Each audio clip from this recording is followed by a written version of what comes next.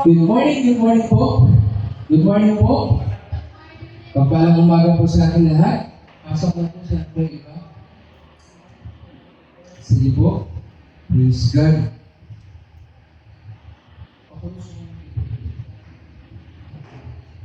Hallelujah. Sige po. Buksan po natin yung Bible natin sa Jeremiah, chapter 17, verse 10. Yan po. Sabi po dito, akong si Yahweh ang sumisiyas sa isip at sumasalisip sa puso ng mga tao.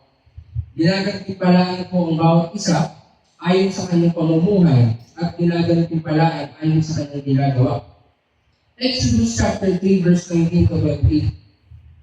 Alam kong hindi siya papayag hanggat hindi siya ginagalitan ng kamay na bakal. Kaya paparusahan ko ang buong Ehipto sa pamamagitan ng mga kababalaghan, pagkatapos papayagan na niya kayong umalis. Exodus chapter 5 verse 2 to 3. Sinong Yahweh? Sino siyang mag-uutos sa akin na payagan kong umalis ng mga Israelita? Wala akong kilalang Yahweh. Hindi ko papayagan umalis ng mga Israelita, sagot ng Paraon. Sinabi nila, nagpakita po sa akin ng Diyos naming mga Hebreyo. Kaya sinasamo namin payagan natin mag-magbay ng 3 araw papunta sa ilang upang maghandog kay Yahweh na aming Diyos. Kung hindi, lilipunin niya kami sa pamamagitan ng sakit o digmakan. Let's pray. Father in heaven, in Jesus' name, thank you Lord for this eternity of God. I pray Lord today as I preach your word, ikaw ang Diyos na magtulog ko sa likas sa buhay ng bawat isang mga anak mo na natin ito. I declare Lord na sa kanilang pakikinig, ikaw ang siyang patuloy na palaguin ang gusto nilang buhay at pakikinig ko nila ng tenga sa salita mo, ang na makakita sila Panginoon sa mensahe ito na ismay parating sa kanya. I also pray Lord na this message will go to give everyone transformation. I pray Panginoon bawat isang mga anak mo na natin patuloy Panginoon na gamitin mo sa kalooban mo, patuloy Panginoon na kuskusin mo, at hindi pa din tulad ng kahapon na patuloy mo ang sinusuway sa kalooban mo. Panginoon, salamat po sa araw nito. I pray for your blood to cover us. And I rebuke every work of the enemies, Lord, lahat ng dala-dala ng bawat isang hindi mo kalooban, ilaalis po ito, Panginoon, sa Panginoon Jesus. Salamat po, Lord, we thank the victory in this topic. In Jesus' name we pray. Amen. Don't come for the Lord. Praise God. Hallelujah. Sige po, ang topic po natin ngayong morning is Pharaoh rejecting God's voice. So, usapan ko ngayon sa mga tao, yung mga tao hindi nakakilala sa Lord, sinasabi nila, kung talagang Diyos si Yahweh, bakit na pinatigas yung puso ng Paraon? Kasi yung mababasa natin sa Bible, pinatigas naman yung puso ng Paraon, pero kung hindi po yung totoo, hindi ng Diyos pinatigas yung puso ng Paraon. Nakita na talaga ng Lord sa Ninatra na ang puso ng Paraon natigas talaga sa kanya. Alam niyo po, sabi dito, sabi sa Bible, Exodus chapter 3 verse 19, ito po, Exodus chapter 3, kasi sa Exodus chapter 4, doon pa lang sinabi ng Panginoon na bakit pinasin yung puso ng Paraon. Pero sa Exodus chapter 3, doon nakalagay na sinabi ng Lord na alam niya na hindi siya papayag. Alam ng Lord hindi papayag. So the point is, nakita na ng Lord sa hinaharap na yung Paraon talaga hindi papayag.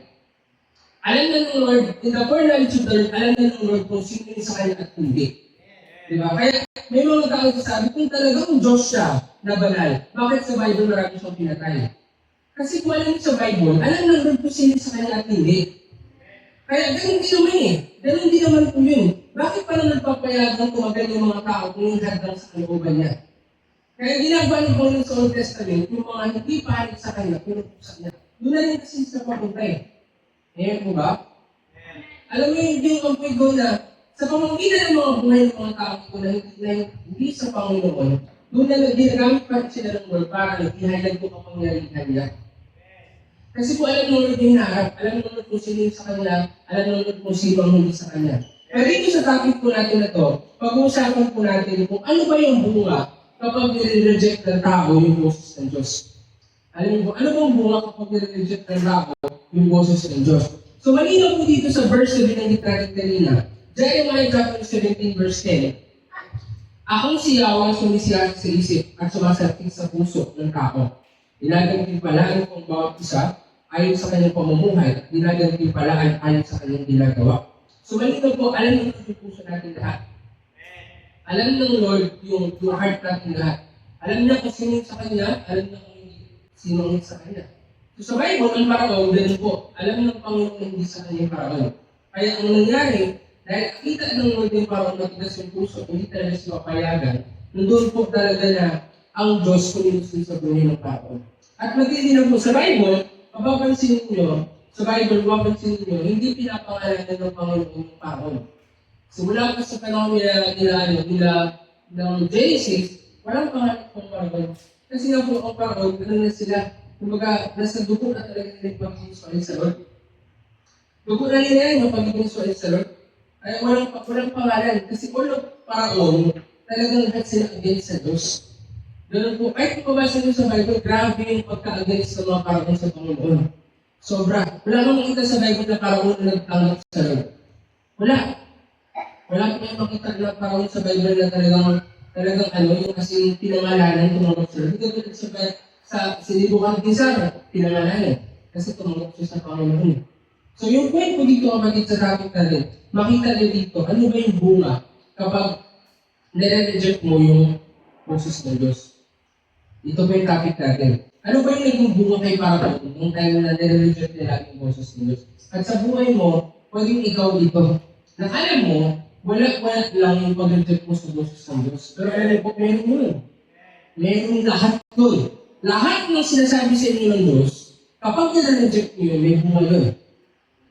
Especially kung napustos na kayo, lahat po yan may bunga. At bilang isang Christian, dapat maintindihan ninyo na kapag hindi natin sinusunod yung boses ng Diyos, ito po yung magiging mangyayari sa buhay ng isang Christian. Number 1, Pharaoh's heart is hardened. Isa po sa mangyayari kapag nire-reject ng tao yung boses ng Diyos, yung pusong tumitigas. Sabi sa Bible, Exodus chapter 4 verse 21, sinabi sa kanya ni Yahweh, pagdating mo sa Ehipto, gawin mo sa harapan ng paraon ang mga kababalaghang ginagawa ko sa iyo. Binigyan kita ng kapangyarihan. Gawin mo ito. Ngunit, patitigasin ko ang puso niya upang hindi niya payagang umalis ng mga tao. So, sa Exodus chapter 3, malinaw naman na sinabi ng Lord na nakita nila talaga na yung papayagan ng paraon, yung mga Israelites. Ngayon, sa Exodus chapter 4, sinabi dito na talagang the moment na nire-reject ng tao yung boses ng Panginoon, yung puso mo tumitigas. Kaya huwag kang magtaka kung bakit matigas ang puso ko sa Panginoon. Hindi mo na aksidente. Bunga yan ng hindi pagsunod sa Lord. Every time, kahit maliit na bagay, kapag hindi mo sinusunod ng Lord, titigas talaga ang puso mo. Titigas na titigas. Kaya huwag mong maliitin mo maliit na bagay, kasi maliit na bagay na yan, kahit sabi natin, kahit namin mag-devotion ka, mag-pray ka, mag-evangelize ka, kapag hindi mo sinusunod din, ang Lord po talagang kikilos din. Kasi ano yun eh? Diba sabi sa Bible, kung ano yung pinili mo, yun yung gagawin sa'yo. Pinili mo na maging matigas yung pinili mo yun eh. Kasi every time you don't pray, pride nag-a-arise.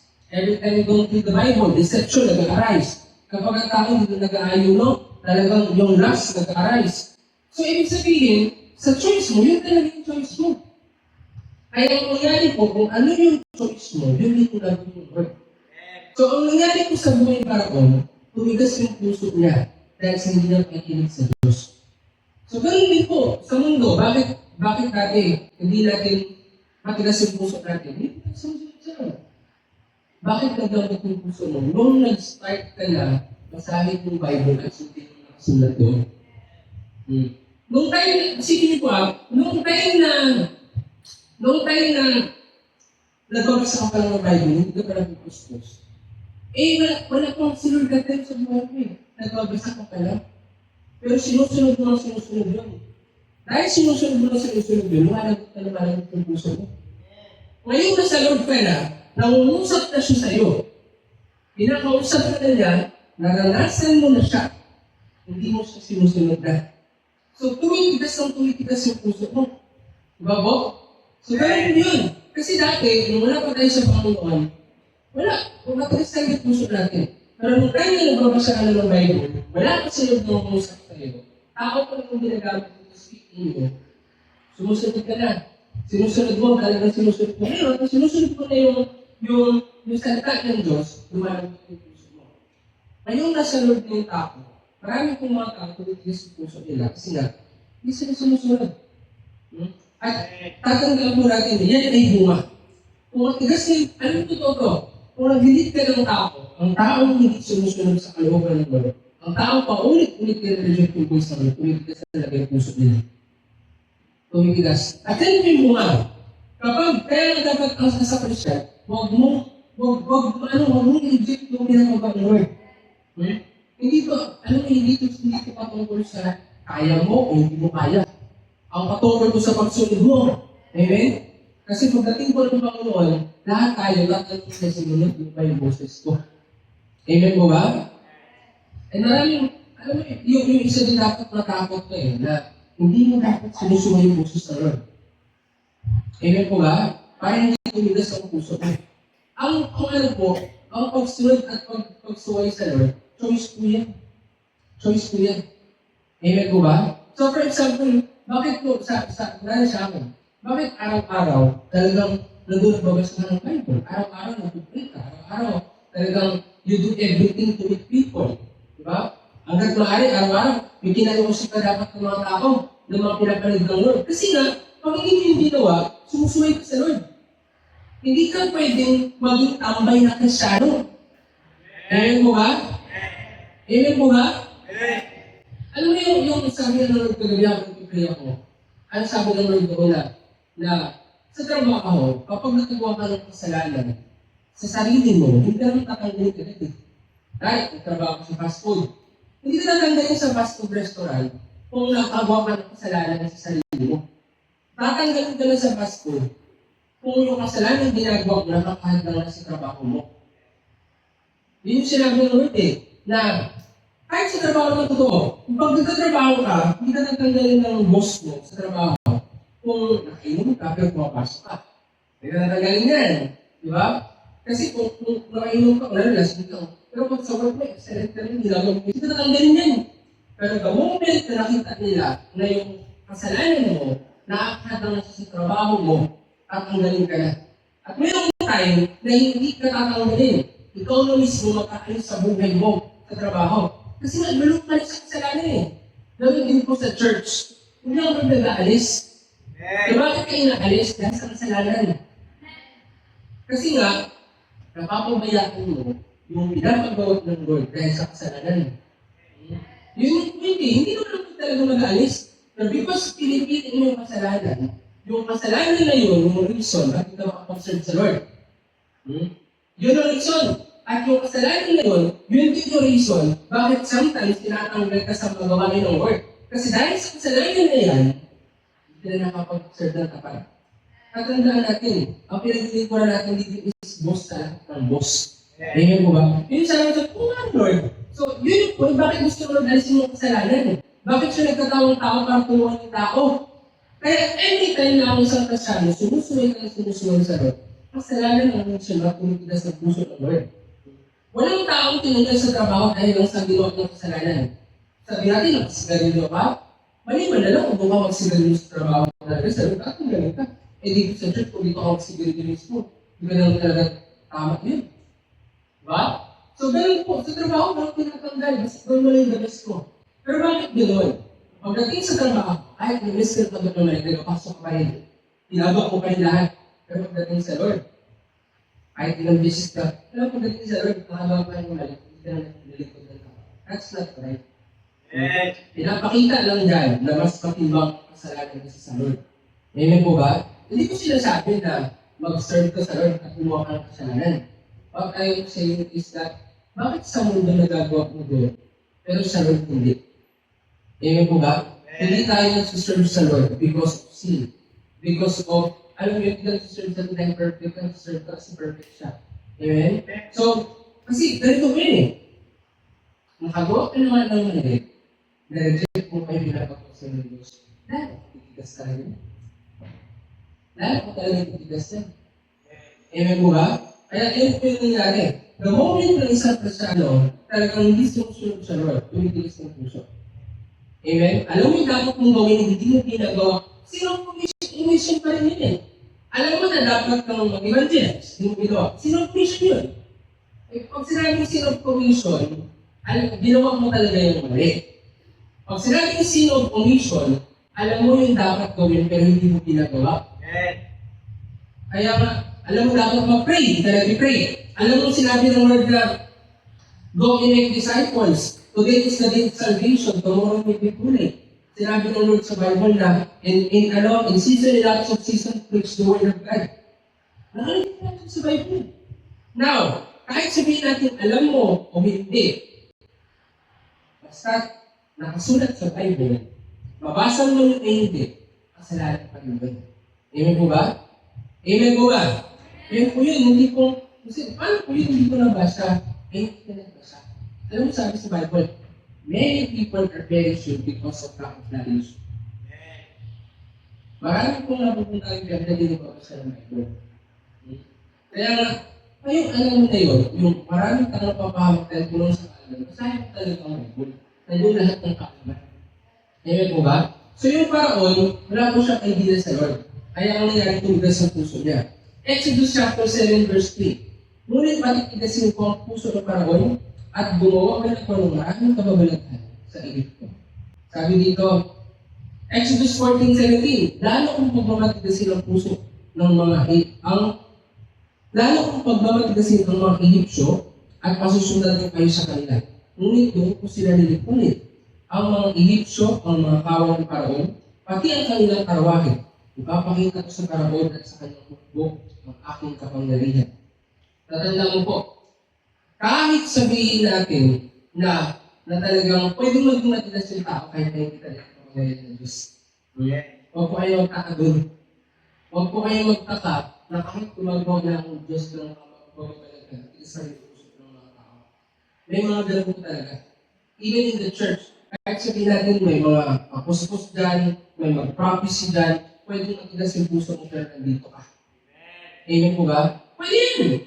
Sa Bible, si Kristo, grabe yung ginawa ng himala. Grabe. Grabe yung pinagaling. Nakita nyo ng mga paniseyo. Pero hindi po sila naniwalag talaga. Bakit? Kasi nga po, hindi talaga sila sumusunod sa Panginoon.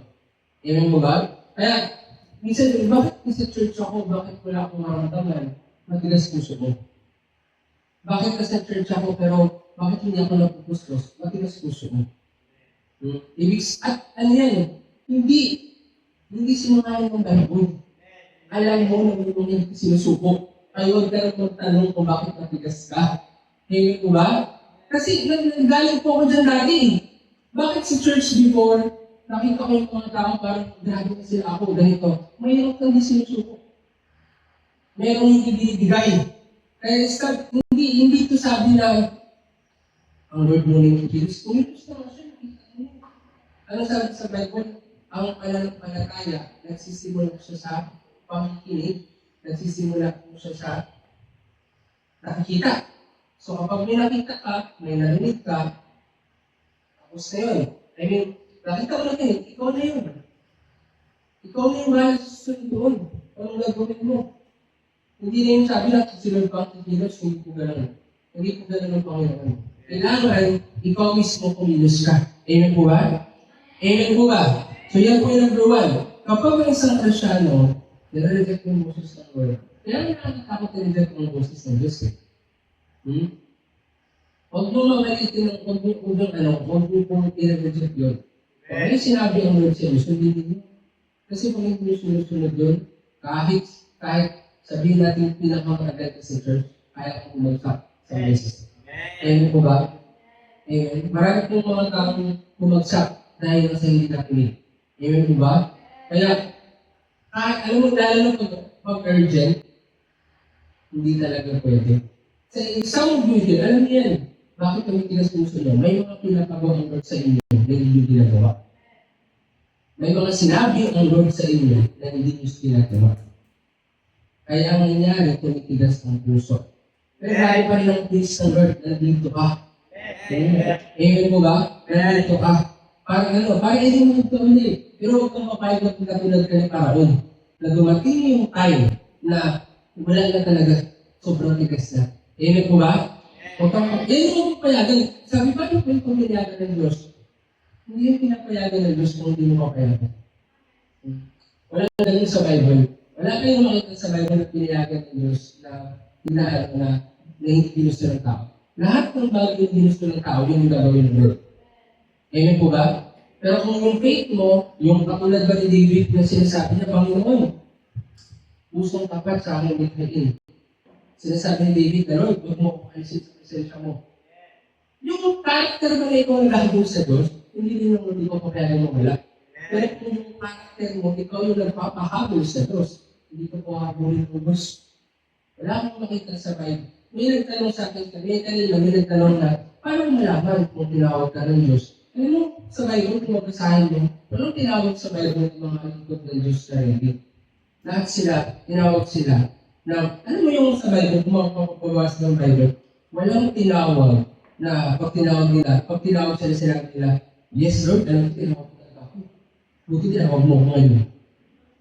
Nabasa ko kayo sa Bible na gano'n. Naantay ko lang kung tawagin mo kasi alam ko talaga tinatawag mo ko eh. Wala akong mababasa na gano'n sa Bible. May nabasa ba kayo na gano'n? Yung sasabihin nila, praise God, tinawag na ako gano'n. Agay ko kung nantay? Ganun? Wala. Lahat ng tinawag ng Lord sa Bible, lahat ng mga tao sa Bible, sila yung, wala pa sila tinawag ng Lord. Nakita na ng Lord yung sarili na gusto nila sa talaga sila. Kahit ako nyo, wala pa akong tinatawag ng Lord dati. Promise, kamala naman ng biglan, simula bata pa ako, nandun na sa heart ko talaga na Lord, paano ka ba makilala? Gusto ko maglingkod. Paano ka ba makilala? Ano ba yung dapat kong gawin? Sinasabi ko pa sa Lord, paano ka makilala? Kung ito gusto mo mga nakikita ka lagi na sa Lord, ito yung mga lambilang pagmura, kain, kalambog. Totoo yan. Sinasabi ko talaga sa Lord nun. Naghahanap ako dati kung paano ko siya makilala.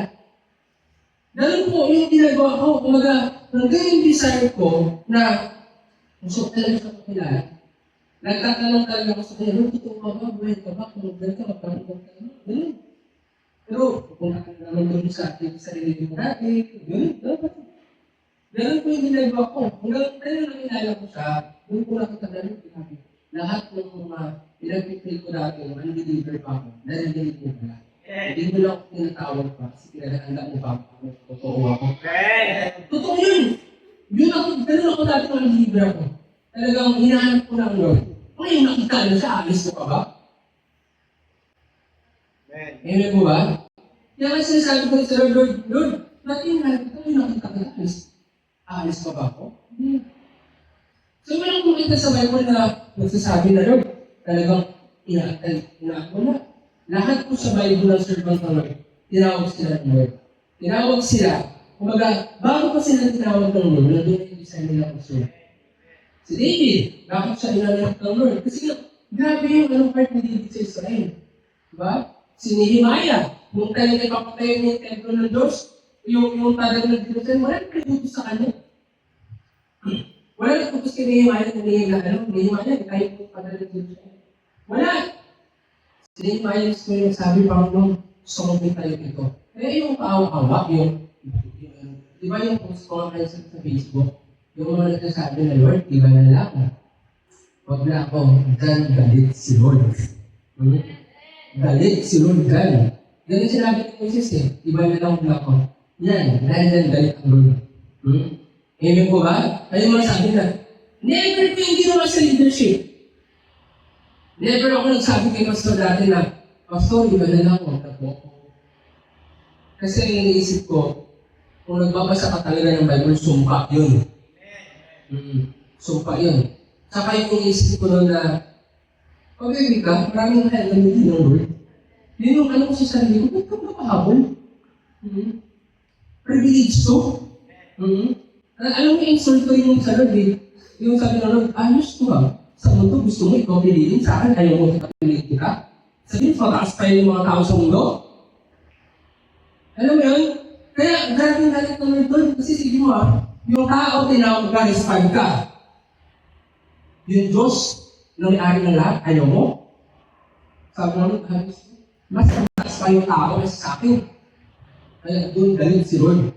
Amen po ba? Kaya isipin mo palagi. Walang hindi po, kaya sa Bible, ang paragon, kasi bakit nagalit si Lord sa paragon? Kasi sabi pa naman ng paragon, sa Exodus 5:2-3, sinong Yahweh? Sino yung ba? Sino siya magpunto sa akin? Parang gano'n din ginagawa ko every time you don't respond to the calling of God. Every time hindi ka sumusunod sa sinabi ng Lord, parang mo na rin sinabi, sino ka? Bakit mo ko inuutusan? Dahil doon tumitigas ang puso ng tao. Amen po ba? Dahil doon tumitigas. Kung susuriin mo, yan ang isang tumitigas ang puso ng tao. Kaya, tatanda mo, every time you reject the voice of God, ang puso ng tao tumitigas tulad ng kay Panginoon. Amen? Hindi tumigas ang puso ng tao dahil tinatigas ng Diyos. Tumigas ang puso ng tao dahil choice na yun. Ang ginawa lang po ng Lord, alam na ng Lord kasi sa inaarap na hindi talaga papayagan ng Panginoon ng Israel. Kaya ang ginawa lang ng Lord, kung ano yung gusto niya, yun ang ginawa ng Diyos. Gusto mo palang matigas puso ko di go! Patigasin mo lang ng Lord. Pero the moment na nakita ng Lord yung gusto talagang magkaroon magkaroon ka ng tinatawag ng heart na sumusunod sa Lord, tatanggalin ng Lord yan, matigas sa puso. Ano sabi sa Bible? I will put my spirit on you. I will remove from you the heart of stone. Nakalagay sa Bible sa Ezekiel. Tatanggalin ko sa iyo. Pag once na nilagay mo ng spirit ko sa iyo, tatanggalin yung puso matigas. Papalitan ko ng puso ang sumunod sa kanila. Amen? Pero magsisimula siya sa design mo talaga. Sa church dito, hindi kayo, yun yung hindi ito sa atin na pilihan ka para gamot puso mo. Ituturo sa'yo yung dapat mong gawin para lumamot ang puso mo. Sumunod ka. Amen po ba? Sumunod ka. Hindi ito sabi na sa trabaho na ito sa trabaho na talagang ilihans mo yung karne, ilihans mo para lumambot. Tuturuan ka palang ng karne. Ibagad mo sa apoy. Amen? Pakuluan mo sa apoy, di ba? Pwede ka rin bakit sa apoy yung karne? Sunog na ako. Kaya ang inihaw di ba? Bakit sana kabagad ang inihaw katubig? Sa apoy. Di ba? Huwag kang sobrahan. Ganun din po kasi sa Lord. Kung gusto mo na lumambot yung puso mo, babad ka sa apoy. Ano ba ang apoy? Sabi sa Bible, God is the consuming fire.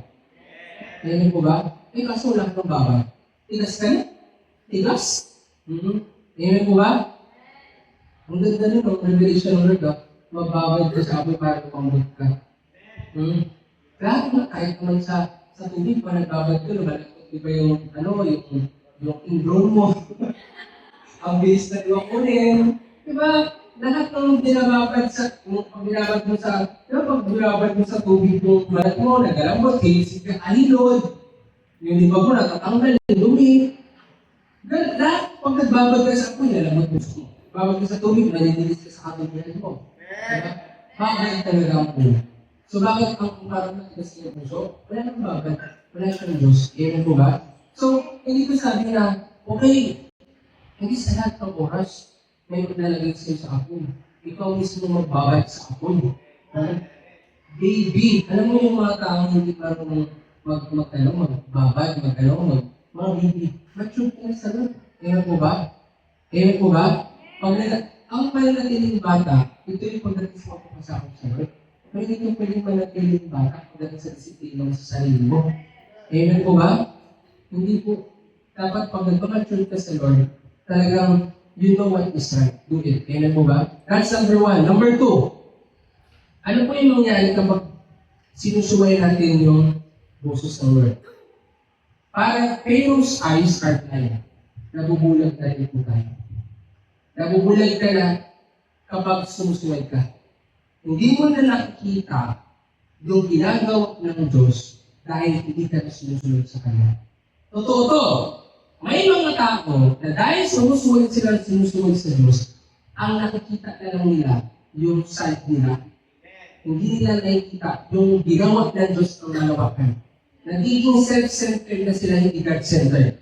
Tinan mo, yung Paraon, sabi dito, Exodus chapter 7 verse 8 to 4, ngunit patitigasin ko ang puso ng Paraon at gumawa ka ng ng maraming kumagalagan sa Egypto ay hindi siya maikinig sa iyo. Kung magkano yun, ipadarama ko sa kanila ang bigat ng aking kamay. Paparusahan ko ang buong Egypto at ilalabas kong laruan ng aking mga hukbo. Ang aking bayan ang mga Israelita. Exodus chapter 7 verse 10 to 13. Nagpunta nga sila sa Paraon, tulad na sinabi ni Yahweh. Pagdating doon, inihagis ni Aaron ang kanyang tukod sa harapan ng Paraon, at ang mga tauhan nito ay naging at ng mga tauhan nito, at naging ahas na ang tukod. Gayon may, matigas pa rin ng Paraon, at hindi nakinig ni Moises at Aaron. Gaya ng sinabi ni Yahweh. Exodus chapter 7 verse 17, verse 18, and verse 17.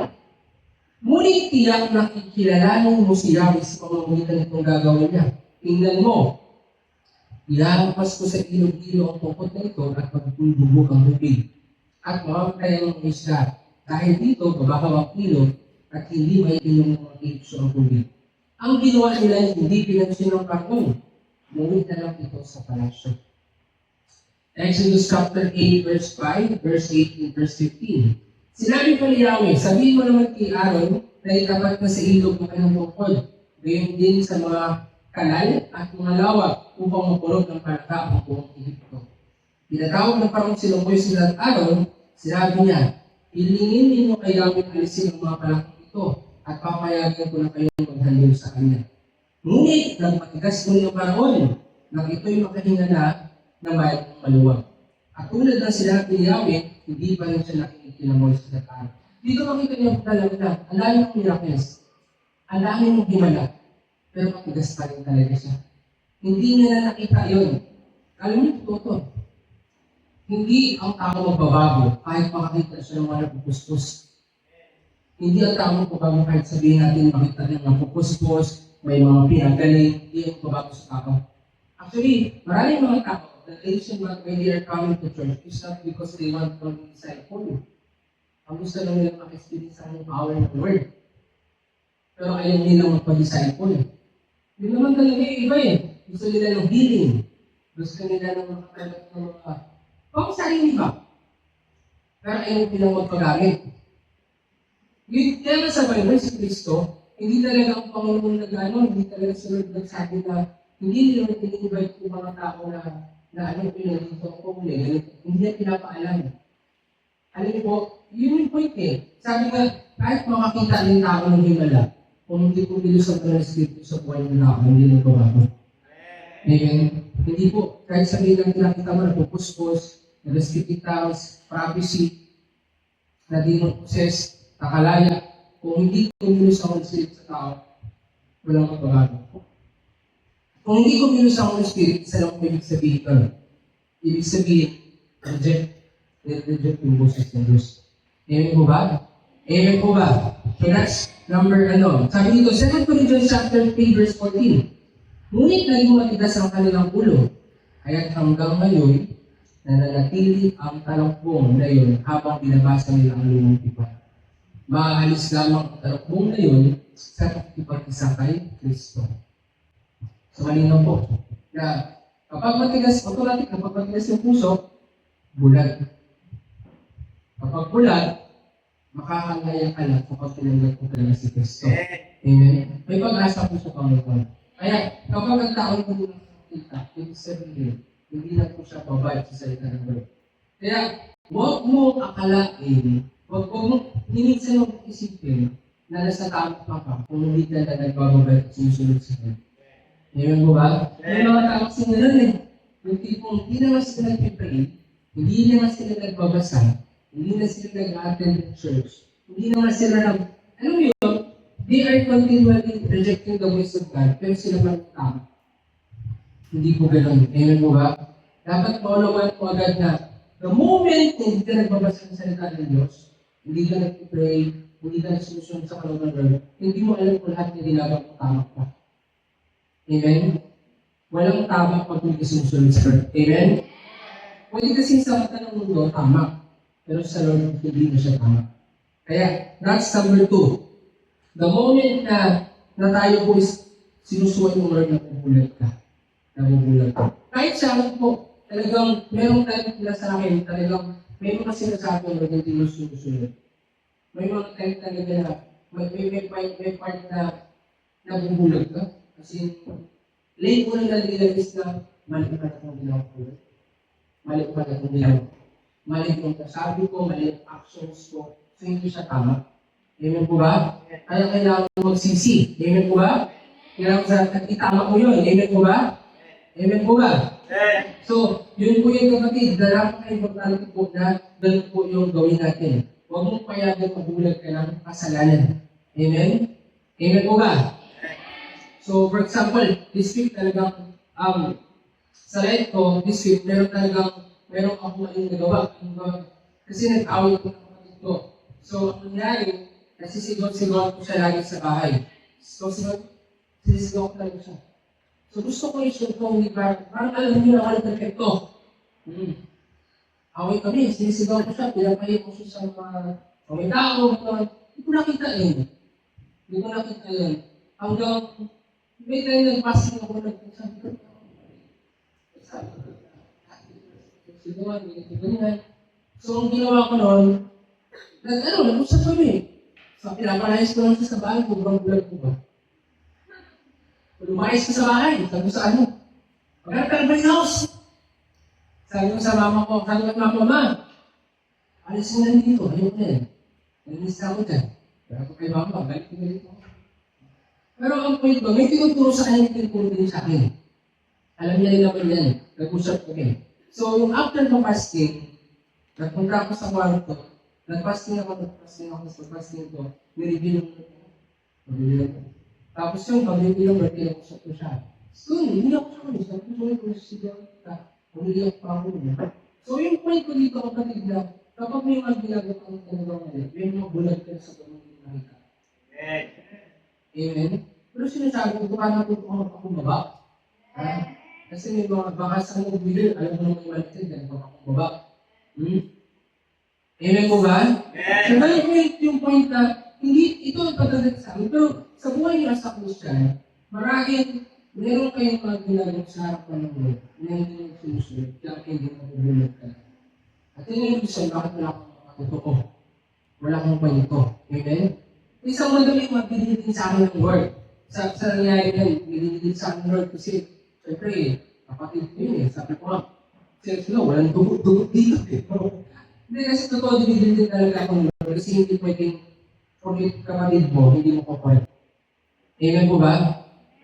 May mga kasi na parang ito pwede mag-people pleaser pag mag-servant ka ng Lord. Amen? Pag-servant ka ng Lord, kahit sino pa yung dapat talagang sawayin pag-sawayin. Amen? Amen po ba? Walang problema magpakumbaba ka, ikaw naman walang talo sa taong pag-aakit ng mali siya. Pero ito ba ang mag-repent, after may natin balik ka, ang buwan dapat nagbabalik ka na sa Lord.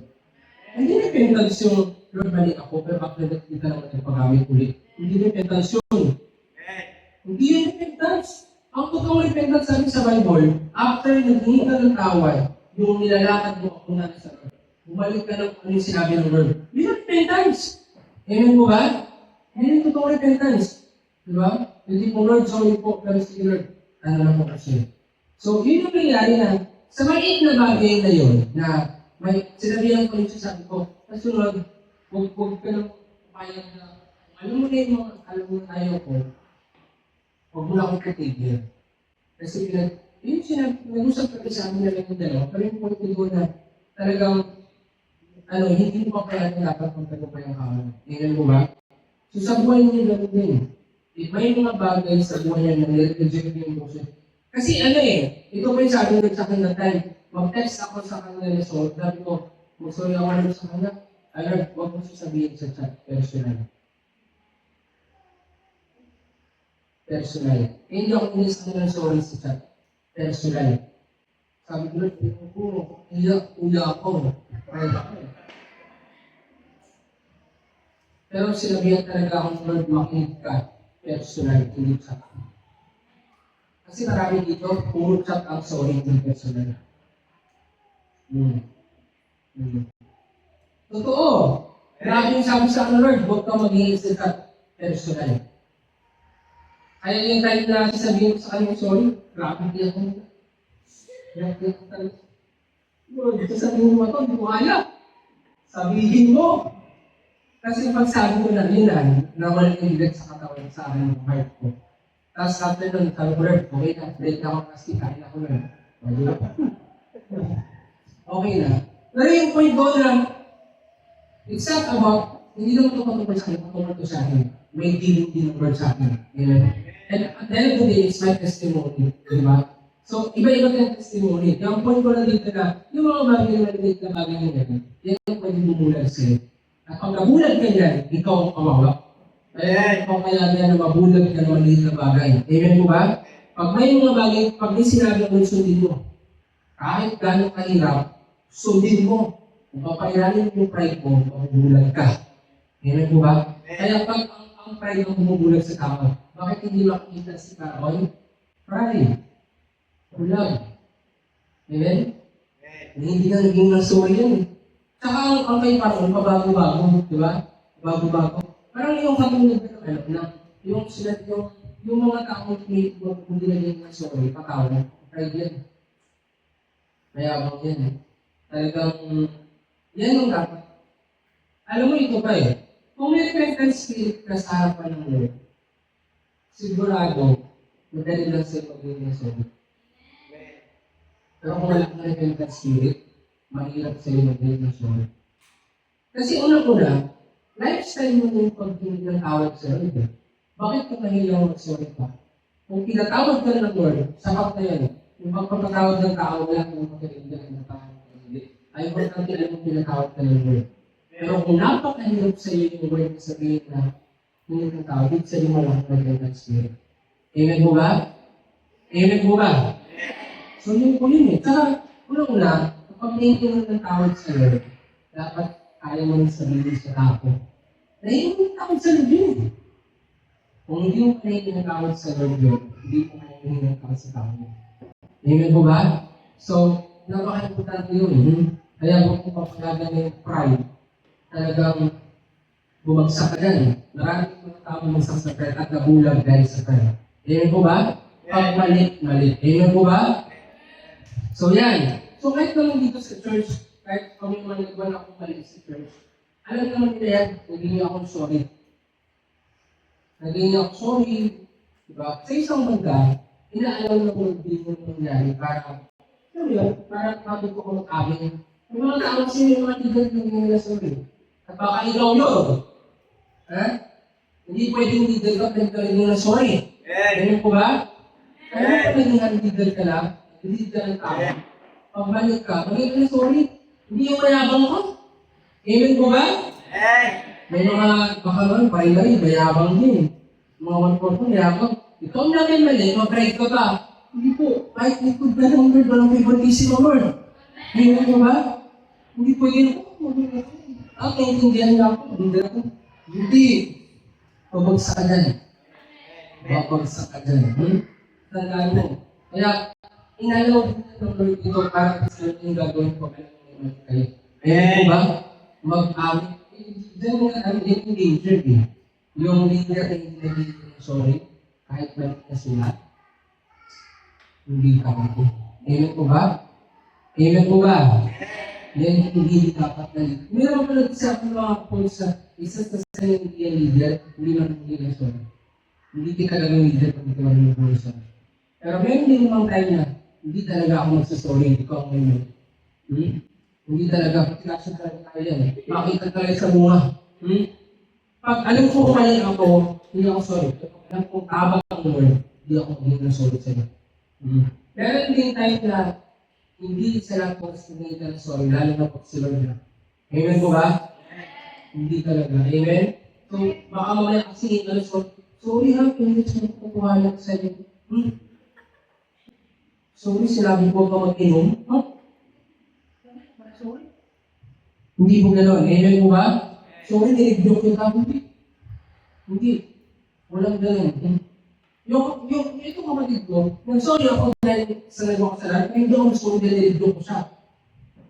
Hindi ako dami ko sinabi sa kanya, pero hindi ako sorry din sa rebuke. Nag-sorry ako sa alam kong mga mali. Yung pagsigaw, yung pagganito, yung ano, doon ako sorry. Pero yung pag-rebuke ko, hindi ako sorry kasi tama lahat yun. Tama lahat yun, sa Lord lahat yun. Pero yung way of, hindi ko sorry sa kanya. So yung point ko doon, ganun na talagang as a Christian, hindi ka pwede na papayag na mabulag ka. Amen po ba? Pero alam ko, bago ko nakita lahat yun, hindi nagpasting ako. Kaya kapag nagpapasting na, bubulag ka talaga. Kasi ang fasting, pinipinid yung flesh ko. So dahil nagpasting ako, hindi mo like yung pride ko. Mas na-like yung happiness mo. Kaya yung mga nag-pride, fasting. Yung iba, bakit? Pride, ako talaga, ako laging tama. Narcissistic spirit. Mag-fasting ka. Amen po ba? Amen po ba? Ikaw ang gumagawa ng testimony mo at ikaw ang lalagot dyan. Amen po ba? Merong isang tao na natatawa ako sa tao. Dati may isa ko natatawa ako sa nalulungkot na natatawa kasi merong tao na talagang yung pride dyan yung talaga. Pride dyan yung talaga. Yung taong kinukwento ko na balik dito sa church. So, pumunta siya sa harapan ng palakpakan. Nag-inis siya ng sorry. Pumunta siya sa bahay. Nag-inis siya sorry. Disip lang ba yun yung nagpapanay? Disip yun. So, kasi sabi ko dun sa church, huwag mo na ituloy ipapalangay kasi sabi ko, hindi na tama.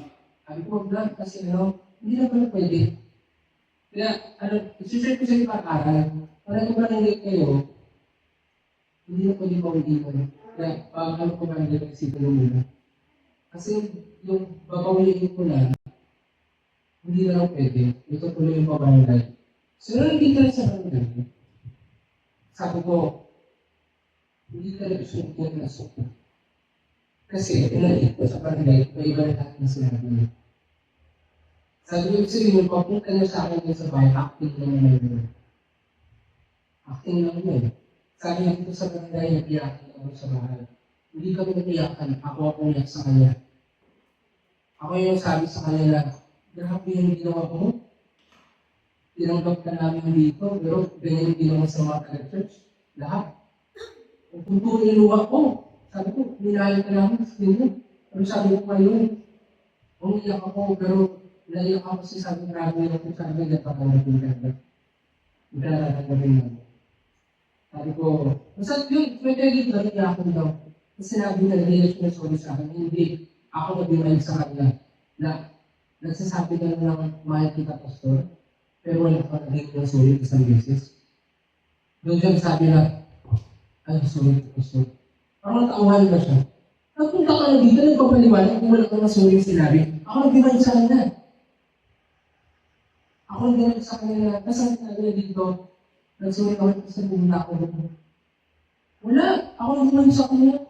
Nagsabi ko naman, sorry. Alam yung mga tao na hindi na sorry? Yan ang isa bakit hindi nakakalamat sa Lord. Amen? Alam mo yun, hindi ko sorry, tapos biglang, parang kasi sinabi ako sa dito. Pero sabi ko, that's the sense talaga ng mga nagpipin sa buhay ng tao.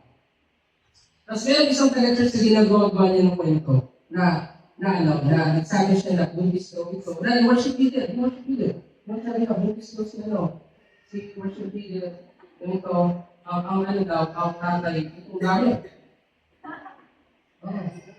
Gawin ba? Naghingi siya ng sorry sa worship leader. Nakita niyo naman taga-church. Tapos sabi ng worship leader, okay na po yun.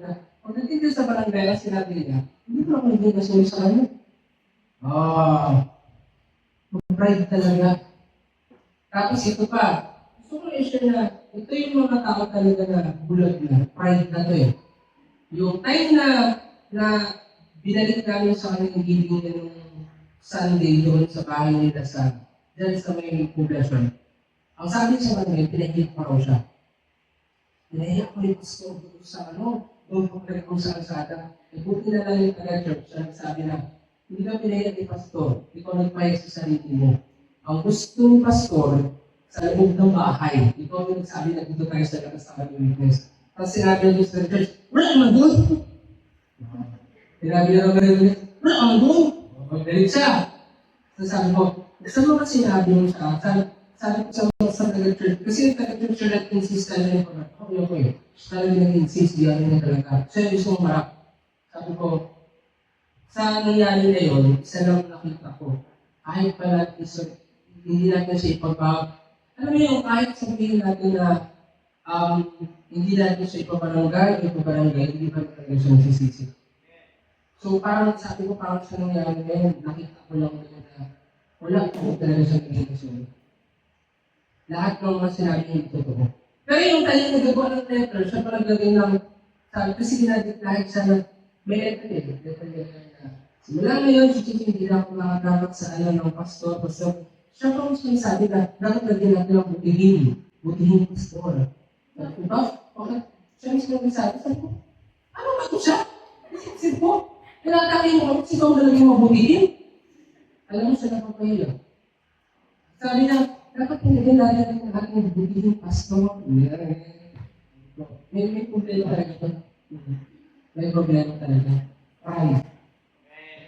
Pero marami pa yung grace kasi pag pinalit niya yung lahat ng kinuha niya, katanggapin tayo siya. Pero huwag natin siya kung sino yung nakaaway. Ang point pa lang dito na gusto kong matuto kayo na huwag yung, alam mo yung sabi mo na huwag kang masyadong rampok. Yung nga sabi ko ako rin yung may mali marahil kasi nga natutolerate ko siya. Hinayaan ko lang siya. Actually, yung pagdalas ng bayan, parang sinabi mo sabi ko, hinayaan kita eh. Pinabayaan kita. Sabi ko, siraan mo ko tapos pupunta ka ito, hingi ka ng kampo. Sabi ko sa'yo, sabi ko sa kanya.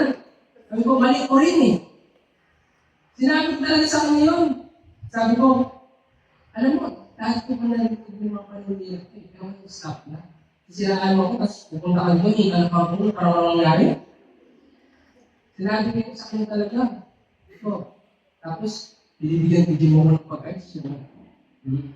Pero yung point ko na, alam mo, pag-aaral ko sa inyo ha, kapag may mga tao na gusto kayo, magpapayagan. Kasi nasasanay sila. Ano, sumubra na eh. Sumubra na. Pero kung punta ka sinabihan ko siya na, bakit ko sila sabihan na may gusto ka? Ano ko rin siya? Wala siya, hindi siya, hindi na. Sabi niya, bakit ko sobra na ito, pinagkakalat ko, hindi siya. Pinanong ko siya. Ako, saan yung dahil ko yun, ha? Sabi ko ba sa kanya, hindi ako yung pastor. Oo nga, alam ko hindi ikaw yun. Pero pinayagan mo yan. Hindi mo pwede ka sabihin hindi ako yun. Walang nagpuposes ng aksidente. Ang posto yun, instant na poses ka. Ang poses ko, yan ay consistent na pagsuway mo sa Lord. Hindi naman nagpapaalala na mag-repent ka. Diba? So, kaya sabi ko, lahat may ano. Sabi ko, lahat may ano. Pero sabi ko, wala naman sa pag-iligaw yung mga natin ng church. Kung saan ang gawin. Sabi ko sa kanila, mag-attend ka sa ibang church. Hindi naman din sabihin dito umatong dito sa church. Hindi ka naligtas. Mag-attend ka sa ibang church. May ibang buwan ng church dito, pero dito hindi namin. Pero sabi ko sila dito, sa harapan ko ha, pero yung national sabi na hindi na kailangan may church na ako. Yeah. Yun yung sinabi niya. Yung sabi sa akin, sinabi ko talaga siya. Nung hindi na siya barangay, sinabi niya na sinabi niya kasi siya lang kung nagpabarangay talaga siya. Kuya, alam mo, mahal ka namin ha. Alam mo yan, mahal ka namin. Pag binalik ko, parang nakikita namin kasi mahal ka namin. So, hindi na kailangan may church na ako. Doon ako. Sinabihan niya na lang yung tao na yun. Kasi itong talaga, sinabihan yung tao na sige, doon ka na. Pero kung kung yung pastor, tulad na gusto mo pumunta sa pastor natin. Yun ang nila. Kasi ang gusto mo ito, kukunin. Tapos alam sabi niya sa ulit, pakita na lang sa bunga. Grabe! Pakita na lang sa bunga. Sabi naman nagkagat sa isa, Kuya, lagi na lang din yan. Walang kumuha. Na, sabi ko na ito, ako din. Pero yung point ko dito kapatid na talagang yun yung bunga ng pride. Ang bunga ng pride, yung ako na bumulong. Yung bunga ng pride, yung tao, hindi mo na nakikita kung tama o mali. Yung bunga ng pride, kung consistent ka lang. Yung iba yung pinapakita mo doon, ibang pinapakita mo dito. Amen? Yun ang bunga ng pride. So sabi ko nga, ibig sabihin, nung ginawa niya dito, talagang proud pa rin talaga siya. So, last na reason na talagang ang tao, talagang mag-pride lang, di ba na ito? Tapos ito pa yung narinig ko lang na pinapit sa pinapit talaga sa mga tao na mga na kahit hindi ka na church, sinasabi niya na yung ibig nila sa kanya. Sabi ko, sa akin, pinamigay ko, libre ako eh. Hindi ko tama yan. Alam mo sa kanya, proud sa pero ko, kahit sa inyong kapatid, nakakaya kong binigay niyo ang pinawin mo pa. Lalo ko sa Lord, nakakaya yun eh. Bakit ka ugali yan? Binigay mo lang, pinawin mo pa. Alam mo na, binigay mo tao, sa mabawiin mo, huwag ka lang magbigay. Amen mo ba? Magbigay mo. Parang, parang tulad ka ng paraon? Yung parang sabi, sige, pinapayagan mo lang kayo. Tapos bigla sa uli, ay hindi kayo aalis. Tapos sunod, papayagan mo kayo uli. Ay hindi kayo aalis. Parang talaga. Ganun din ito eh. Pagsasabi na sa mga tao na, binigay ko na doon sa'yo. Tapos sabi, marinig mo na, binabawi ko na. Yan ang paragon. Kaya yung may mga paragon ng Espiritu ngayon, mag-ingat kayo. Amen mo ba? Totoo lang ang paragon eh. Yung tinan mo ito, yung sinasabi siya sa Panginoon, Moises, ipag-pray mo sa Yahweh ka kay Yahweh na pakialis ng mga kalakap. Yung inalis ka ulit, at papayagan ko lang kayo. Yung inalis yung kalakap, sabi niya, okay, hindi ko ipapayagan ulit. Ayos. Hindi ko lang ipapayagan ulit. Tumigas ulit yung puso. Alam mo, yun din, patigas ng puso, every time pinabawit kong sinabi mo. Amen mo ba? Ayaw mo ulit na binabawit mo. Amen? Kaya, huwag mo kaya ang Kristyano hindi pwedeng sinungaling. Amen?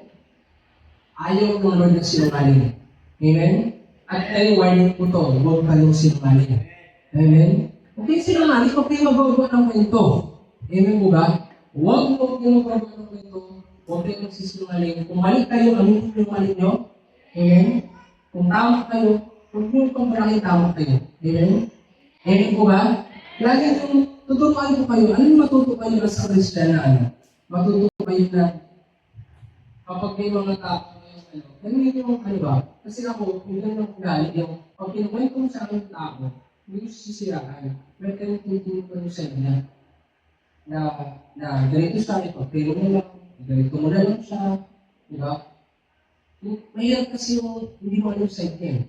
Yung parang nakatulad kakaraan yung nagkwento sa akin, sabi niya, si minute ko sana siya kasi hindi niya ako yung sabi ko, baka busy lang? Baka may ganito siya niya. Busy na kasi may pamilya na. Ganito. Diba? Hindi yung, ay, baka ganito lang talaga siya.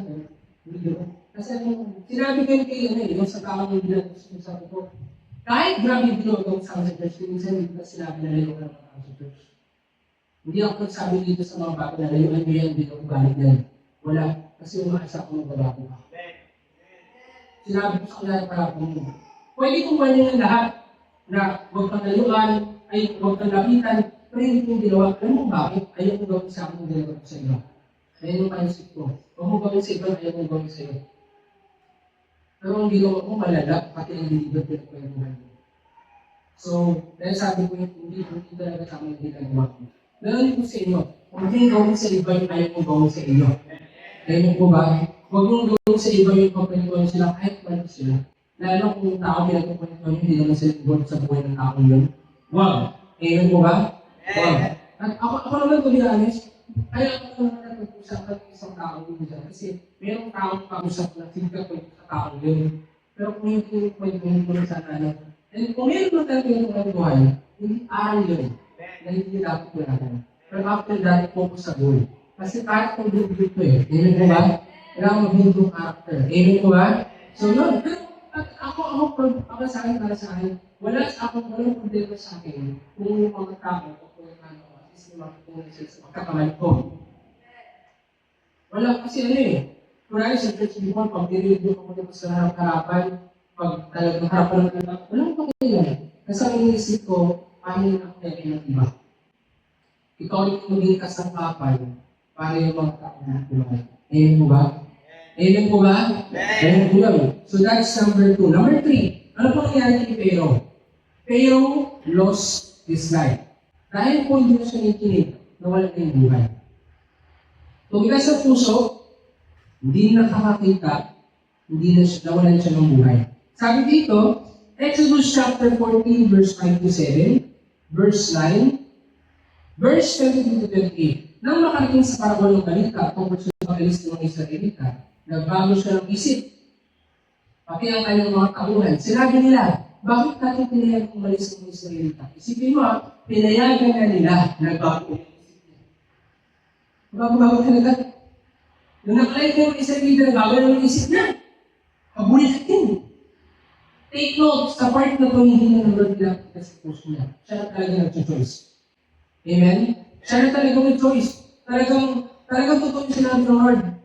Hindi talaga papayag ang parapon hanggang hindi niya gamitan ng kamay na bakal. Sabi dito ito, sinabi nila, bakit natin pinag-umalis sa Israelita? Wala dito, wala kang ano maglilingkod sa atin. Ipinahanda ng parang ng kanyang mga karwahing mandigma at mga kawal. Ang nalalay aning na ang pangunahing karwahing pandigma, kasama rin lahat ng karwahe sa buong Ehipto. Bawat isa yung sakay na punong kawal.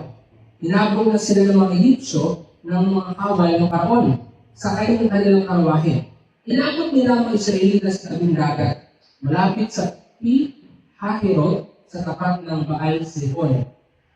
Inahabol sila ng mga Ehipsyo hanggang sa dagat. Ang mga ito ay mga kawal ng paraon na nakasakay sa mga karwahe at mga kabayo. Nang magpupukong niway nila, ang mga Ehipsyo ay binulong ni Yahweh mula sa haligi at ulap. Nababaon ang gulong ng mga karwahe at hindi na sila makahabol ng matupin. Pero sinabi nila, umalis na tayo dito sapagkat si Yahweh ang kalaban natin. Sinabi ni Yahweh kay Moses, itapat mo yung tungkol sa ibabaw ng dagat at tatabunan ng tubig ang mga Ehipsyo, pati ang mga karwahe nila. Ganun nga ang ginawa ni Moises at sa pabubukang liwayway na numbalik sa dati ng dagat. Ang mga Ehipsyo nagsikap makatakas, ngunit pinalakas ni Yahweh ang paglagsak ng tubig, kaya't nalunod silang lahat.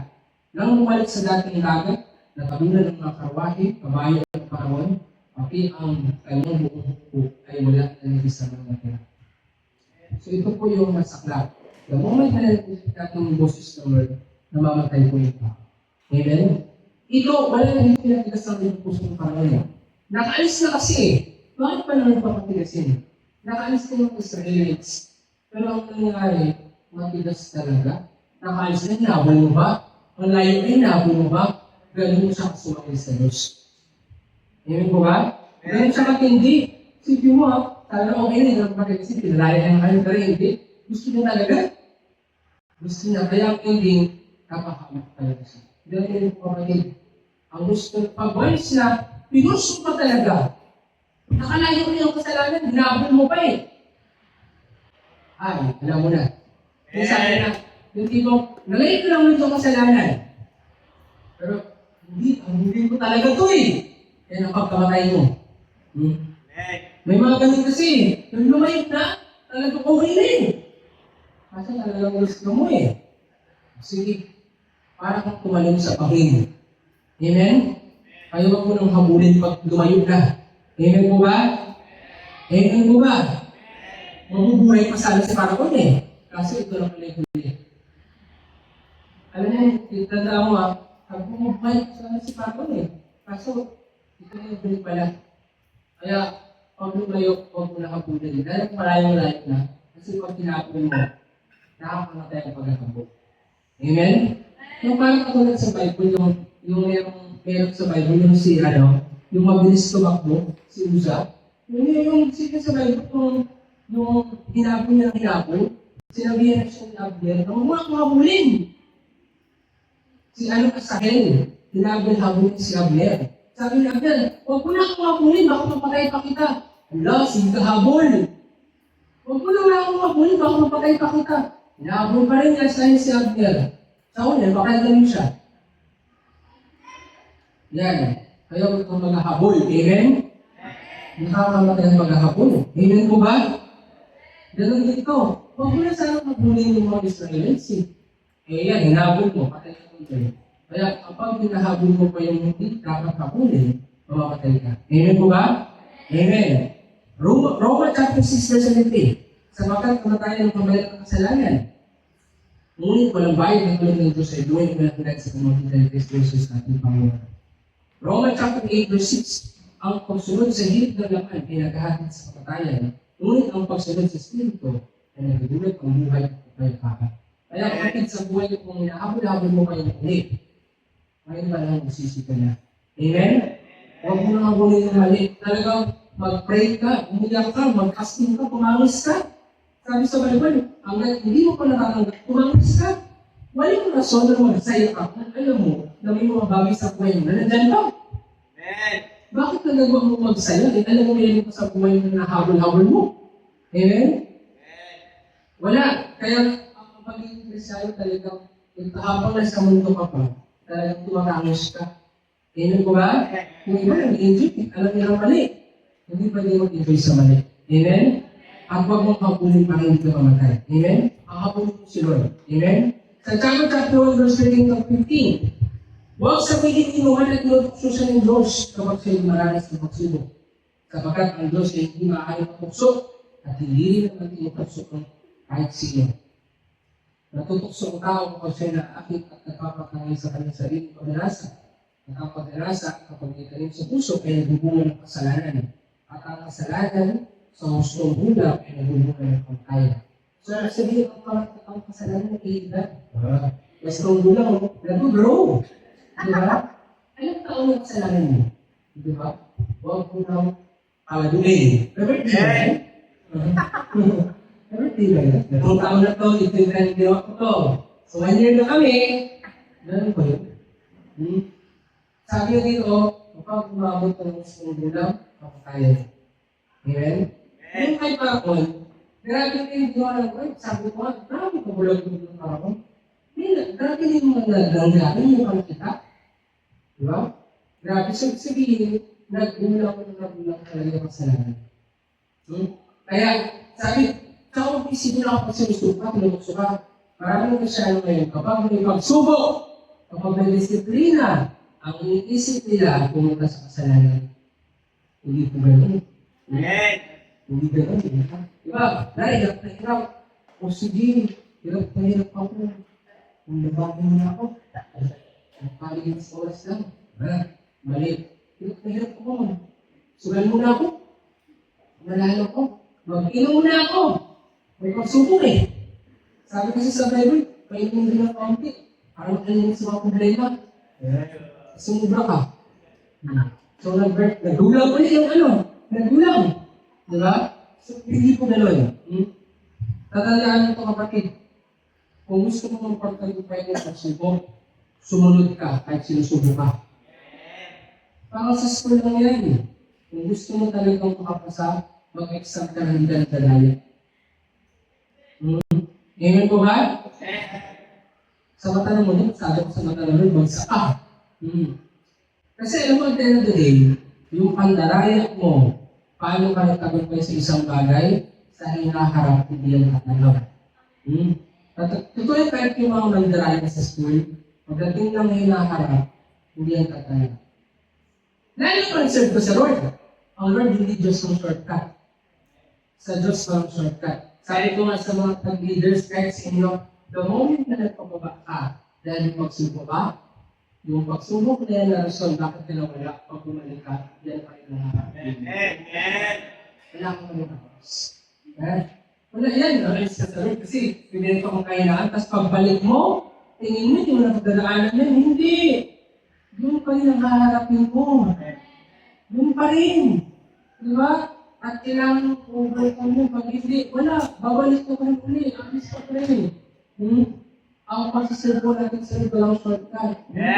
Wala. Bakit pag-design ka sa manager, talagang kung nag-design ka sa person, sa mura, nag-design ka sa person. So sa trabaho. Kasi gusto mo gano'n. Pagbalik mo lang, itunod ka.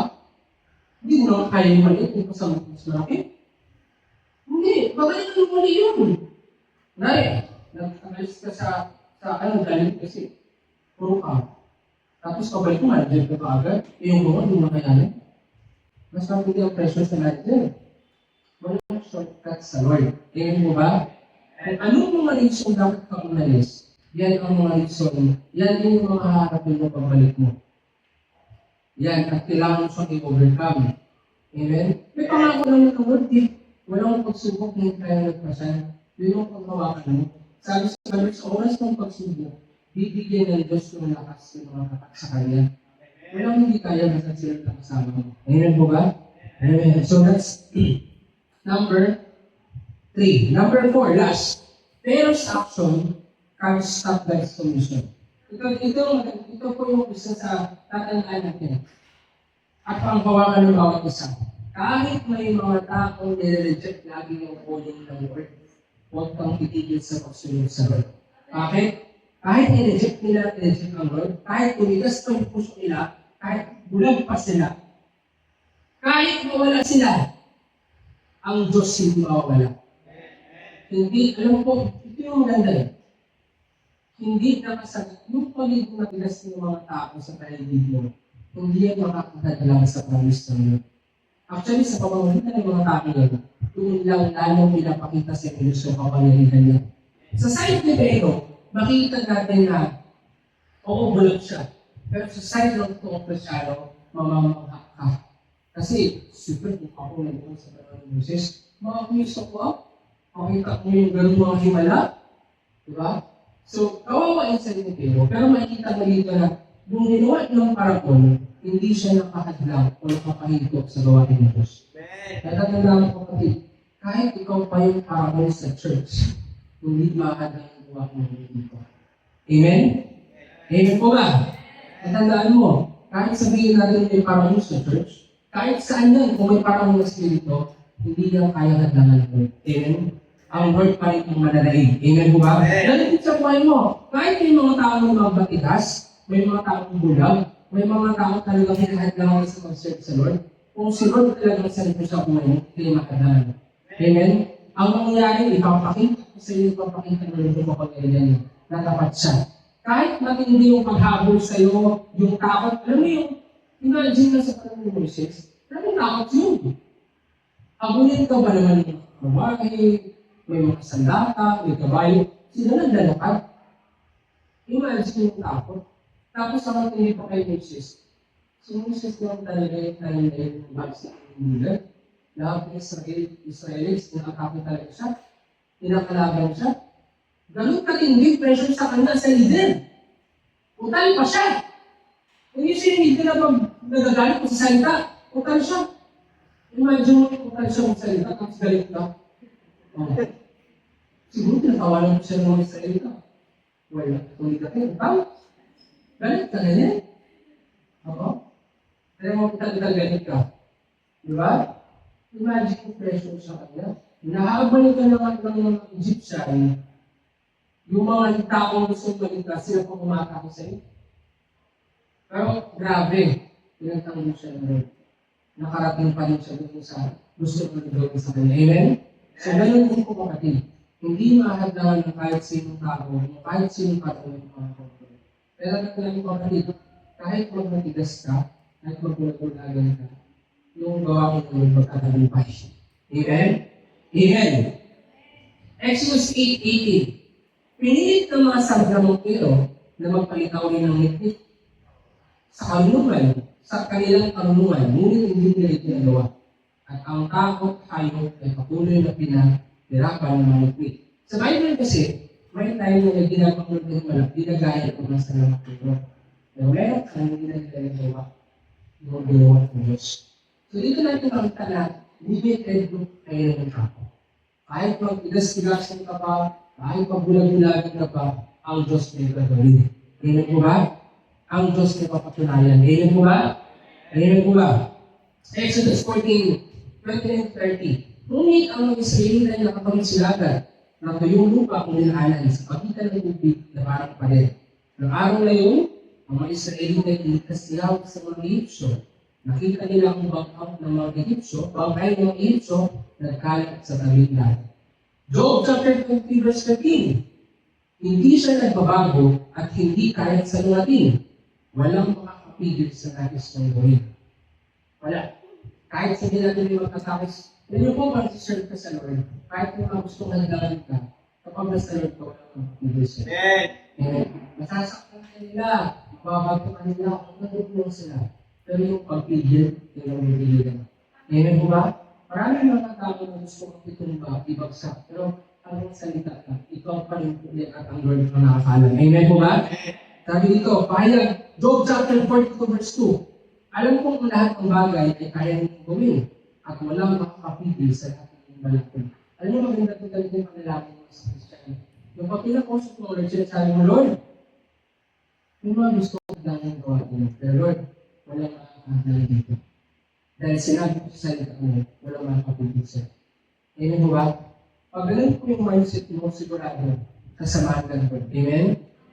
Last, pahayag chapter 3 verse 8. Alam ko ang mga ginawa mo. Alam ko kung hindi lamang ang iyong kakayahan. Ngunit sinusunod mo ang aking mga salita. At naging tapat ka sa akin. Kaya binuksan ko para sa iyo ang isang pinto na hindi may sasaranin. So, ito po, kapag ang Diyos ang magbukas, walang makakapagsara. Kapag ang Diyos ang nagsara, walang makakapagbukas. Amen? Tumayo po tayo lahat.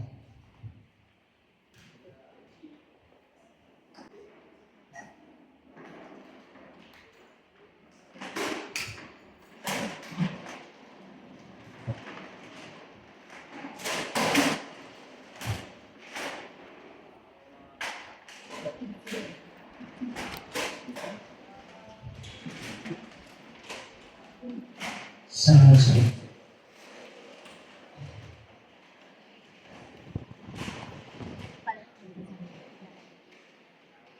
Taas po natin natin. Ay. Likod lang.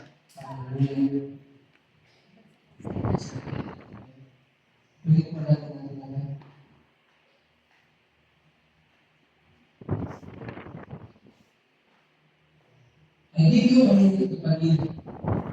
Sa mga oras na ito, kung mayroong mga sinasabi sa iyo ng Panginoon, sa mga oras na ito, we need to decide to act.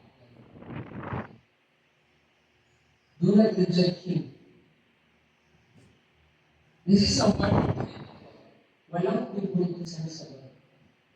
Pag-asa ka ng susunod mo, saan ka mananaroon, magagal ka ng bago.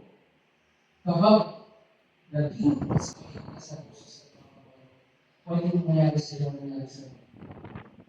Pwede tumigas ang puso mo, pwede hindi ka na makita, nakatabilang ka versus 2 pa rin. This is a calling. Na bawang isang namin ito, you need to surrender everything to God. Nasa mga buksan mo ito. Sabihin mo sa Panginoon, Lord, hindi lang tawag. Totoong repentance, hindi lang pagbigkas ng bibig. Totoong pagsisisi. Totoong pagsuko ng buhay. And I declare sa sinasabi ng dito po, God will grow with you in your life. Hallelujah.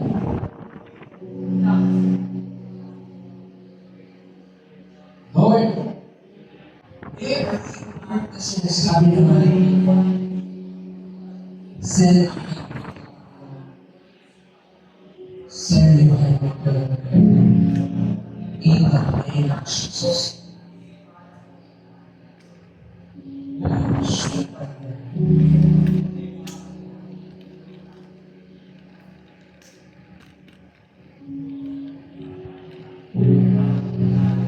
Makikita mo yung puso ng bawat isa Panginoon.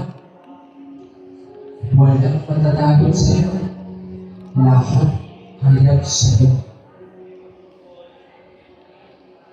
Holy Spirit, you are welcome in our church. Saturate our church, Lord. Faith no church.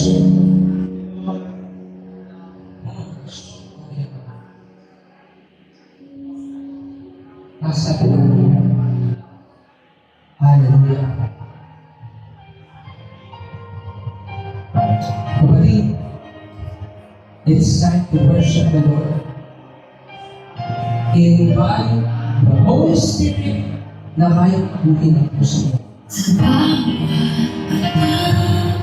Magpakumbaba ka sa harapan ng Panginoon.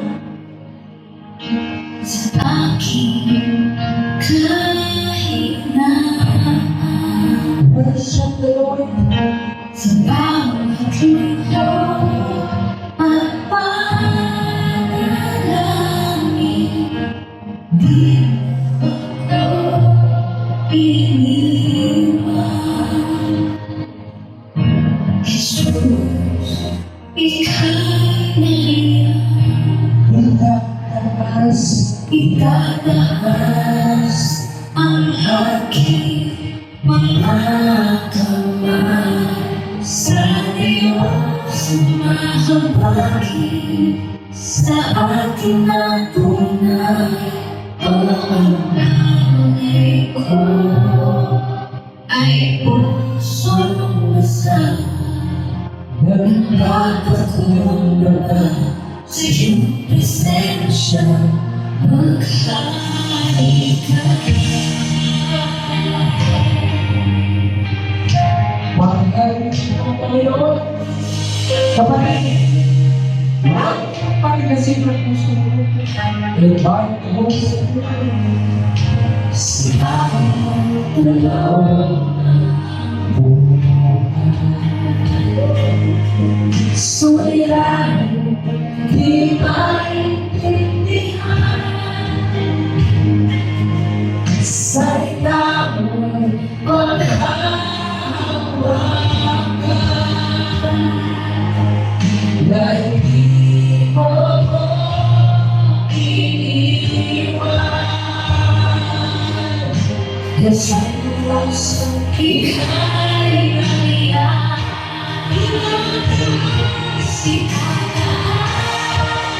ang aking mga kamay sa Diyos na mahabagi sa aking natunay.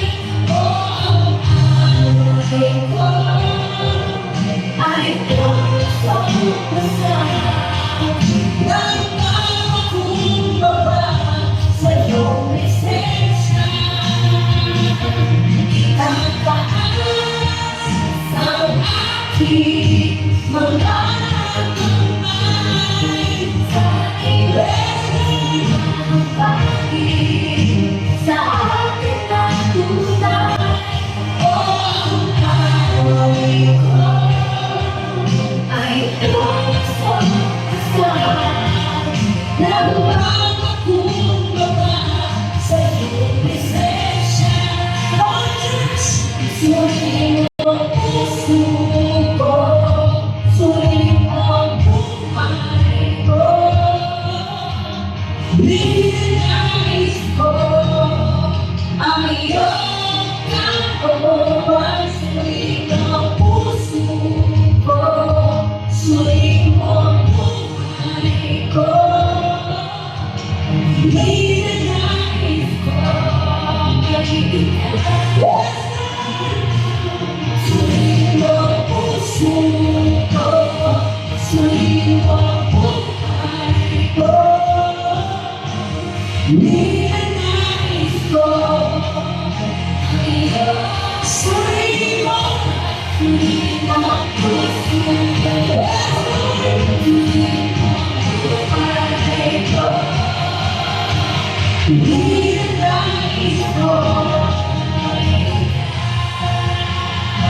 Let it worship Diyos sa aking kamay sa Diyos, mahabagi sa Diyos na tunay.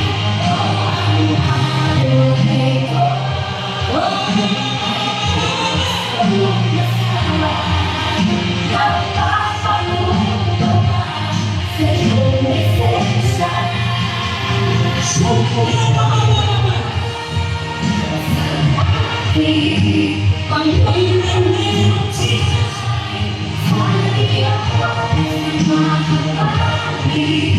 Sa akin ay tunay, o ang alay ko ay tututunan.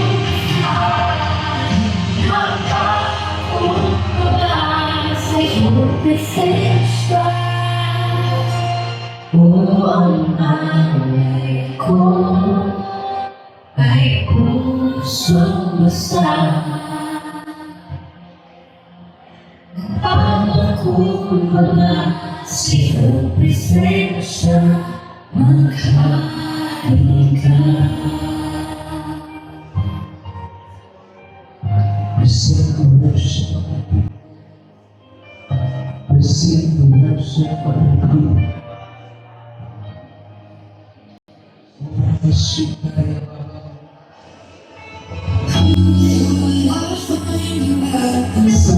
sa ito, nais ng Diyos na pahuli ang buhay mo.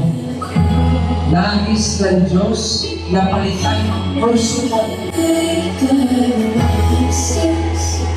At nais ko, imbitahin mo siya sa buhay mo. Kung gusto mo mangyari ang pagbabago sa iyo. Invite the Holy Spirit right now, church. The Lord is here.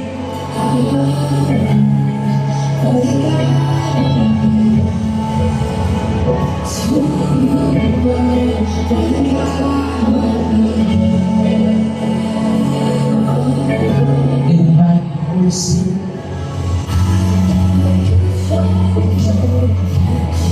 So much.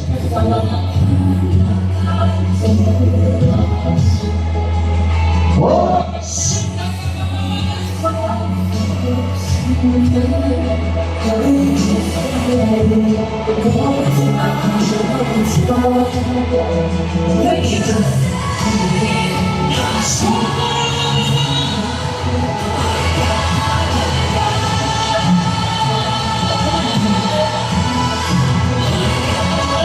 This is the night when you want the Holy Spirit.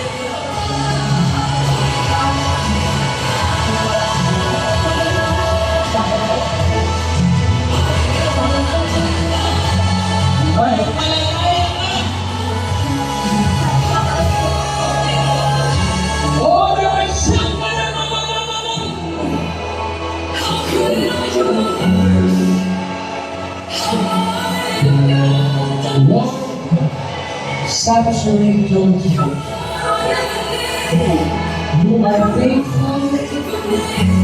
You are the God who never changes. With the highest praise and riches at your feet, there are plenty of if the best thing that I've seen is your glory. They have seen your love has changed my life. Forever shining fire, you are my This place of riches and plenty. There are the best thing that I've seen is your glory. I've seen your love has changed my life. Forever shining fire. This is the rising. This is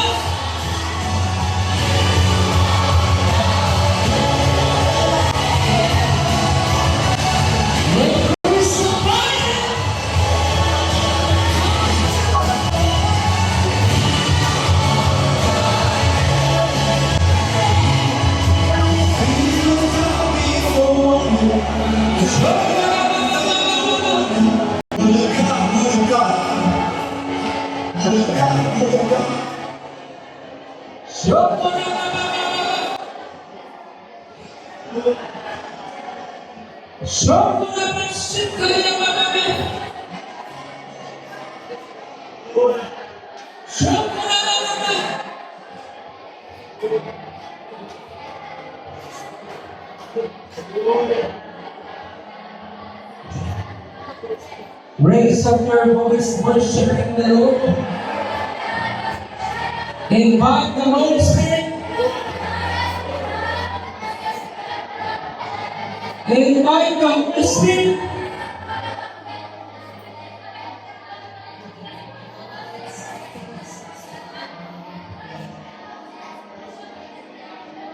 It's just not intentional. Invite the Holy Spirit.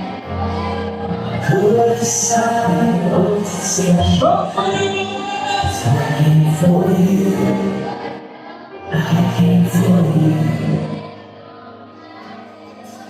I need you more than ever. 'Cause nothing else satisfies my soul.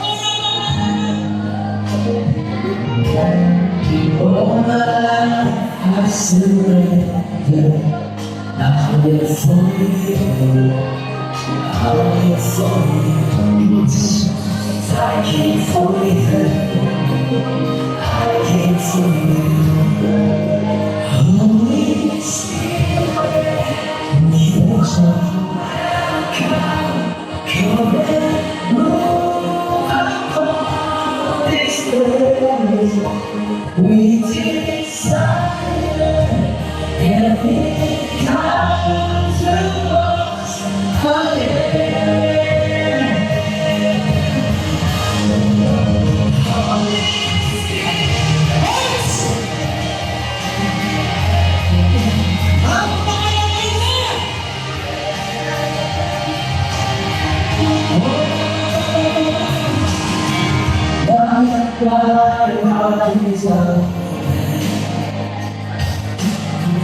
I am ready for you. Jesus said, please me. I came for you. I came for you. Oh, I came for you. Yes, I came for you. Holy Spirit, you are welcome.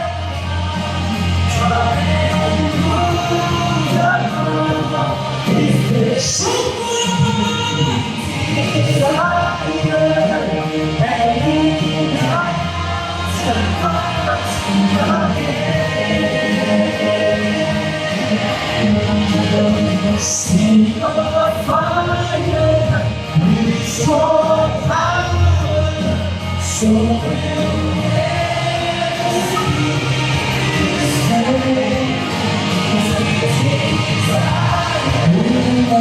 Jesus.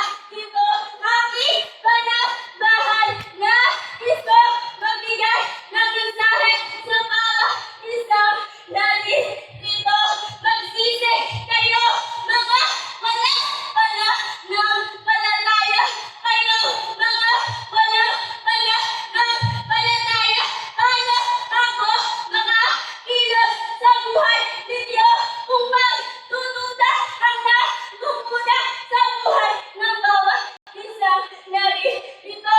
Kaya kayo nagagapos ng away dahil wala kayo ng palataya. Ang nais ko'y magkaroon ang bawat isa ng palataya sapagkat ako'y hindi makakilot sa buhay ng bawat isang narito. Ang pagdududa ang magiging sanhi ng pagkamatay ng bawat kaluluwang nandito. Kaya ang mga walang ng palataya ang matitigas ang puso. Kamatayan ang nag-aabang sa inyo. Babala, magsisi ka, walang ng palataya. Ako, na Diyos na namumusa sa tinig na ito, managpalataya ka, aking anak, malibang, ipagpaluto sa akin ang pagtitiwala mo ng lubusan. Sinabi mo, Trisino, umuna ang buhay mo sa akin. Ngunit, bakit wala ka ng palataya? Puro pagdudugda, tanong na puro kasagutan ang nais mo. Paano magkakaroon ng kasagutan ang isang katanungan kung wala kang pananampalataya na ako ang Diyos ang sasagot nito? Mali ba ang ako na hayaan mo ako na kumilos at hindi na nagdududa ka sa akin? Nagdududa ka sa kakayanan ko matapos ang lahat ng aking pinatunayan, ang aking mga pinatunayan sa buhay mo at sa mga buhay ng aking lingkod noon. Kaya alam ko, walang dahilan para magduda. Nabasa mo na ang aking mensahe. Wala karapatang magduda ang bawat isa. Magkaroon kayo ng palataya. Muli, nagpapapala ako sa Diyos. Mahal ko kayong lahat, kaya ko kayo binabalaan. Kamatayan, anak ko, tandaan mo ang kamatayan ay hindi biro. Mahalin mo ang kaluluwa mo. Mahalin mo ang lero.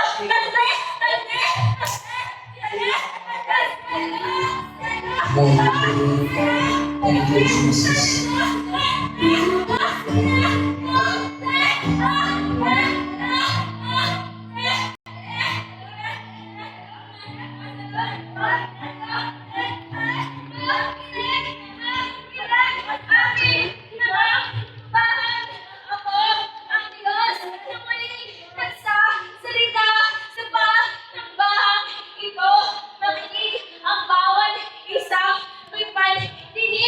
Hindi lingid sa inyo kaalaman kung gaano kahalaga ang ng palataya. Mga anak ko, ito ang itinuturo ko gawin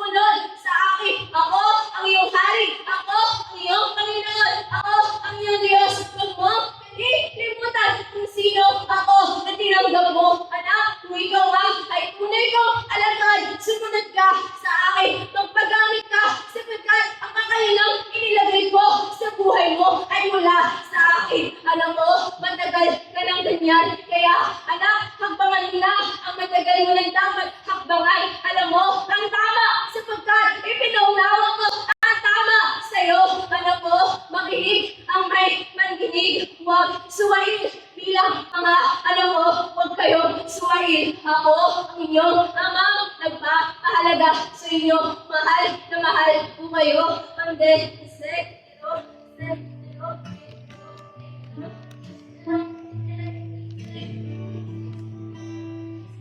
Hallelujah.